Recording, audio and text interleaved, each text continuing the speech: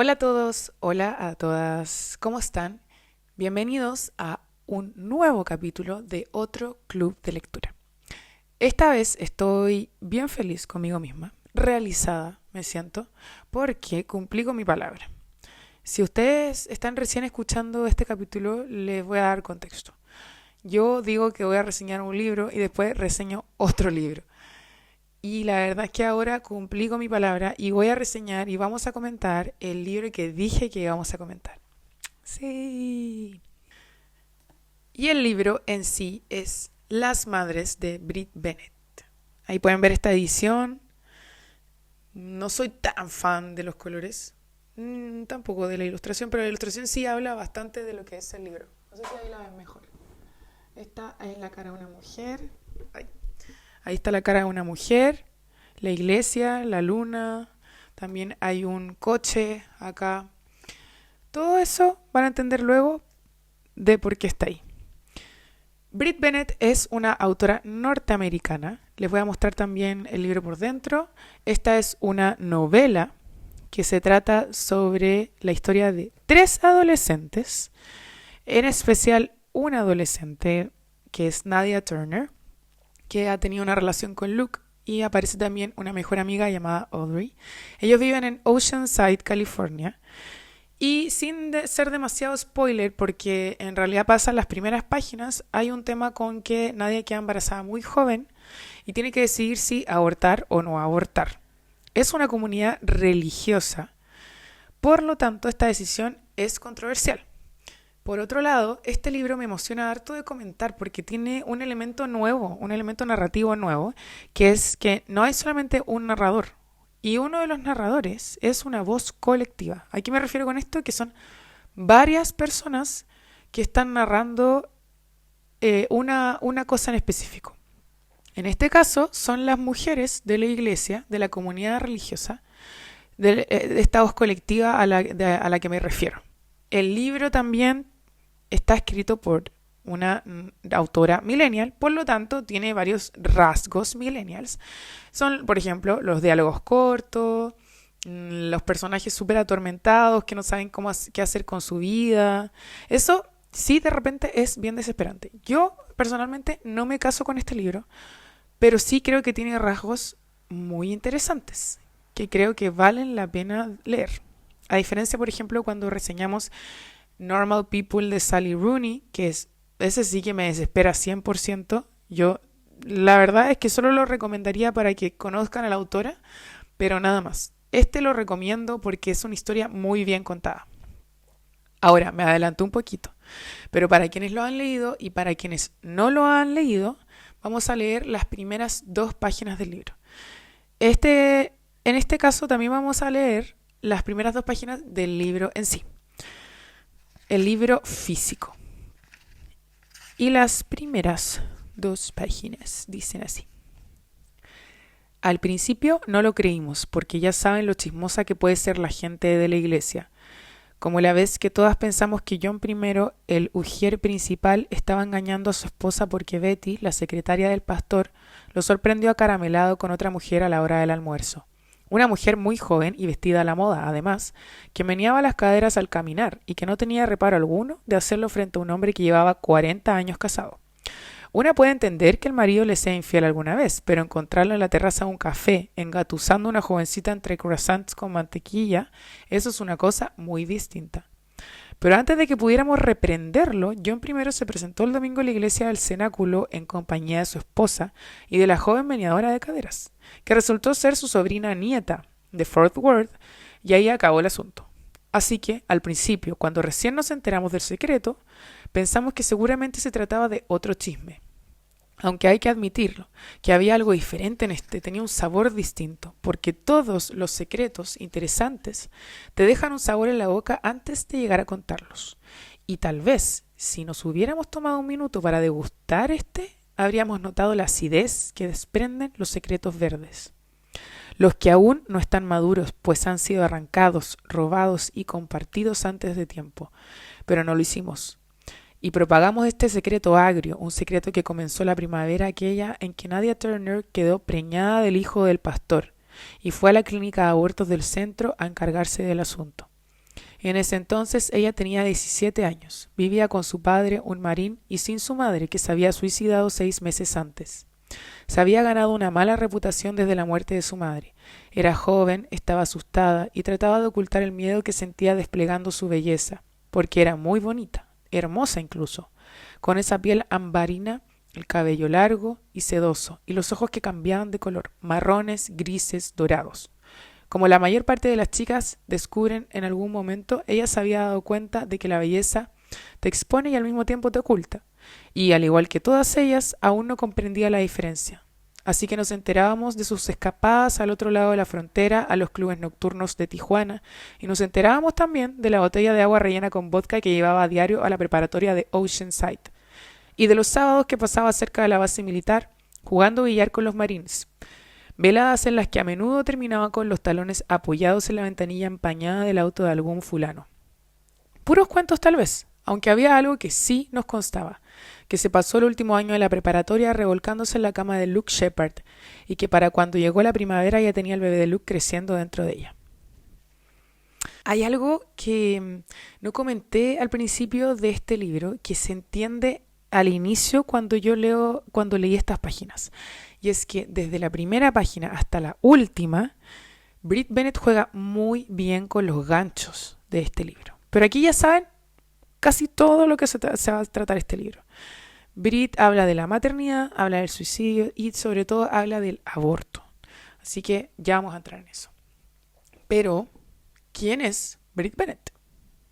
Brit Bennett es una autora norteamericana que tiene solo 34 años. Estudió filología en la Universidad de Stanford y luego estudió un máster en Bellas Artes en Oxford y después se fue a Michigan a estudiar lo mismo. O sea, ya basta. Es muy joven, como podrán notar, y fue aún más joven cuando sacó su primera novela, pero antes de su primera novela fue famosilla, entre comillas, por escribir un ensayo en la revista Jezebel, que es una revista literaria y de artes también, online, bien famosa en el rubro, y escribió un ensayo que se titulaba en español, traducido por Mua, No sé qué hacer con la gente blanca buena. En inglés se titulaba, si mal no me equivoco, I don't know what to do with good white people. Este ensayo se hizo bastante famoso, lo leyó mucha gente en su momento y ahí también se dieron cuenta de que Brit escribía muy bien. Después sacó Las Madres a los 26 años y a los 26 años este libro Las Madres se convirtió en un bestseller del New York Times. Ya saben ustedes que en realidad ser bestseller no siempre significa algo bueno, pero ser bestseller del New York Times es diferente a ser bestseller, por ejemplo, de Planeta. Sin menospreciar, pero claramente ahí las temáticas de los libros son muy diferentes y la calidad literaria de los libros también son muy diferentes. Después de Las Madres, escribió su siguiente novela que se llama La mitad evanescente. Ambas novelas tratan sobre el tema de la comunidad afroamericana y de los afroamericanos que viven en Norteamérica y de la discriminación que sufren día a día hasta el día de hoy.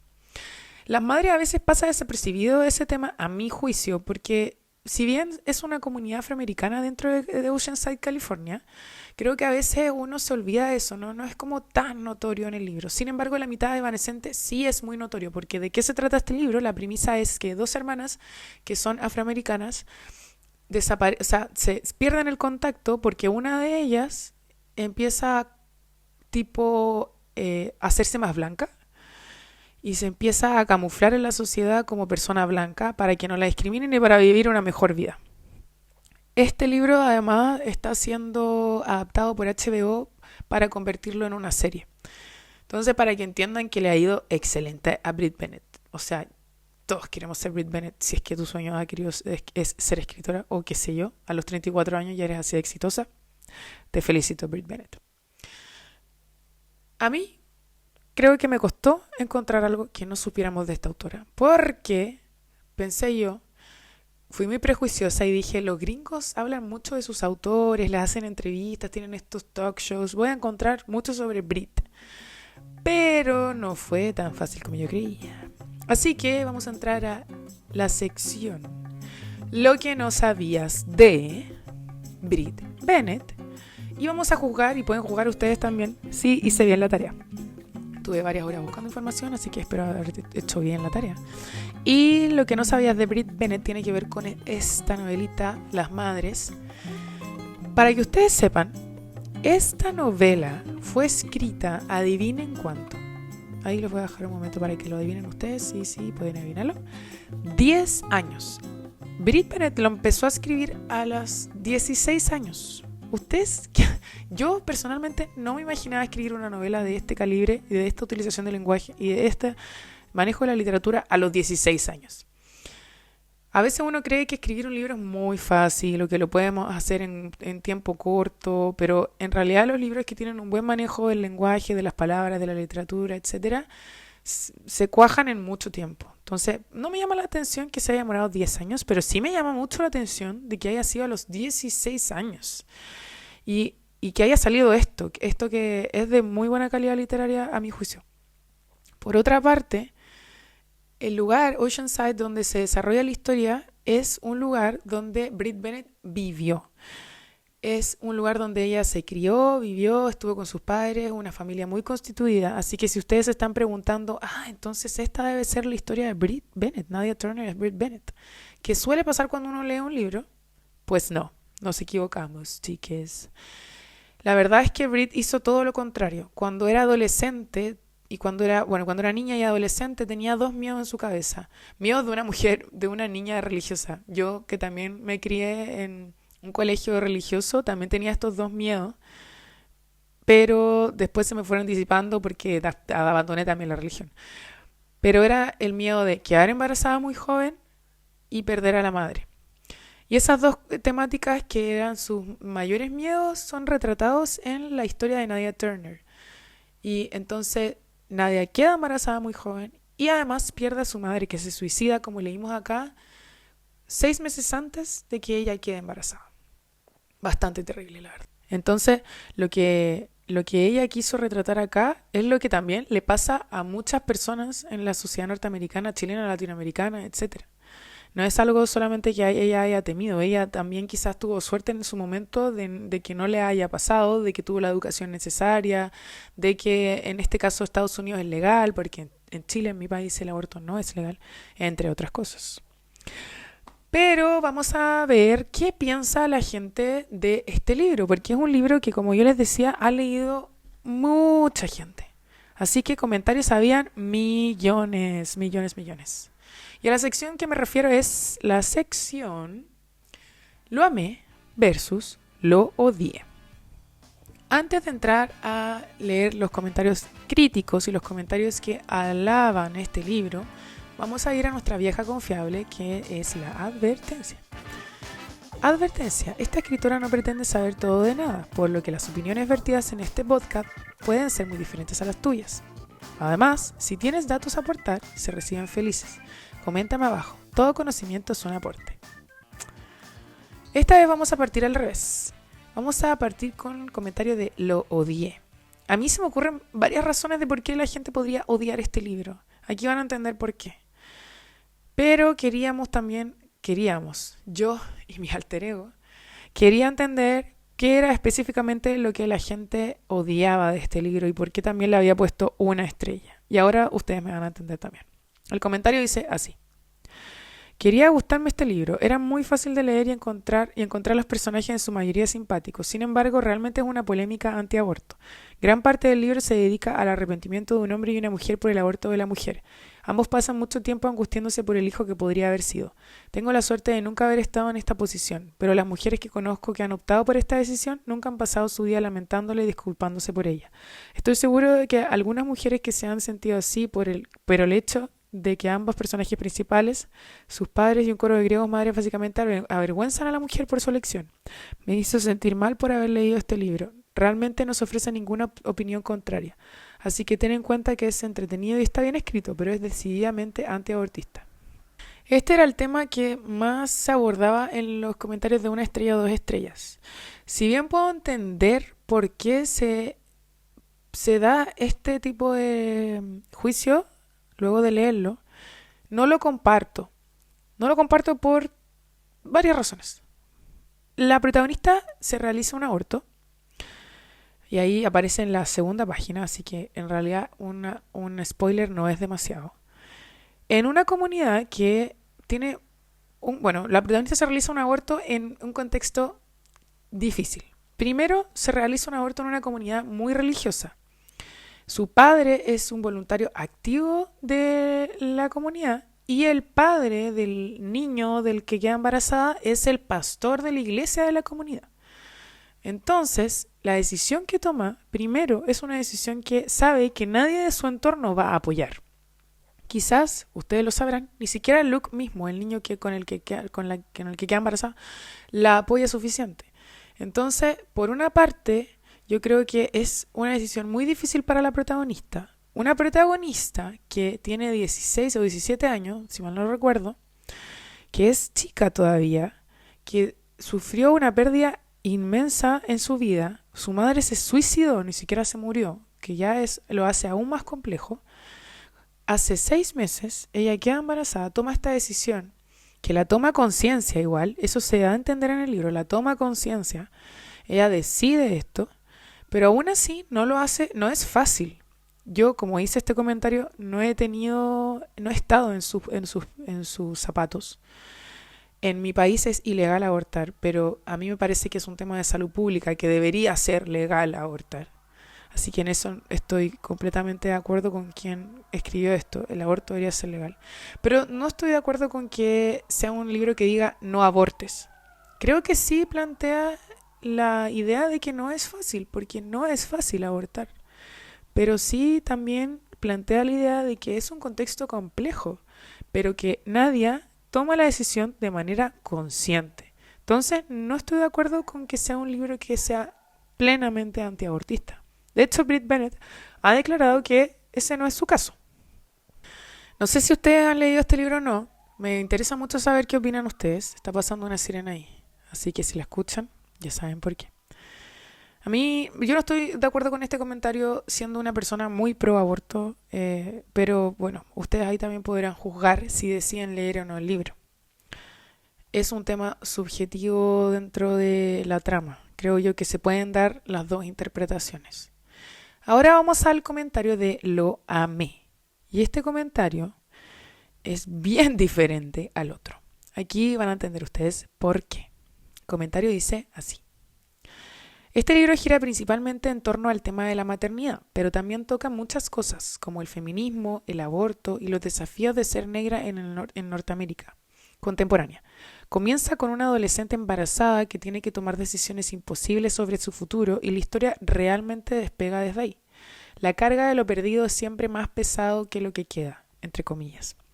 Durante la novela encontramos anhelo de amor de todo tipo, maternal, romántico, incluso el amor de buenos amigos, anhelo de respuestas, anhelo de encontrar el lugar en el mundo y anhelo de la verdad. Pero conseguir lo que crees que quieres no siempre hace que las cosas salgan bien. La escritura de este libro es estimulante y te hace pensar en las luchas de la maternidad. Me encantó la voz y la narración y cómo Bennett es capaz de mantener la historia que quiere contar en el transcurso de una década y con unos personajes muy bien desarrollados. La única parte de la novela que no funcionó para mí fue la voz colectiva, utilizada a lo largo de la novela para representar a las madres de la comunidad de la iglesia Upper Room. El libro no es perfecto y algunos hilos de la historia quedan sin resolver, pero sigue siendo una historia que vale la pena leer.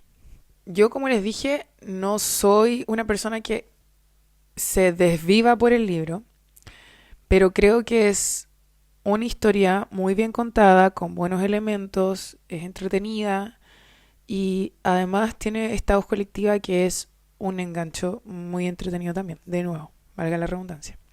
Estoy de acuerdo con que tiene varios temas pasando al mismo tiempo, que bien puede ser súper ambicioso, porque el aborto, el suicidio, el amor, la maternidad, el racismo, el feminismo también se toca, a pesar de que hay personas que creen que es antifeminista. Yo estoy muy en desacuerdo con eso, siendo feminista. Y podría ser súper peligroso porque como tiene tantos temas sucediendo al mismo tiempo, puede ser que no funcione.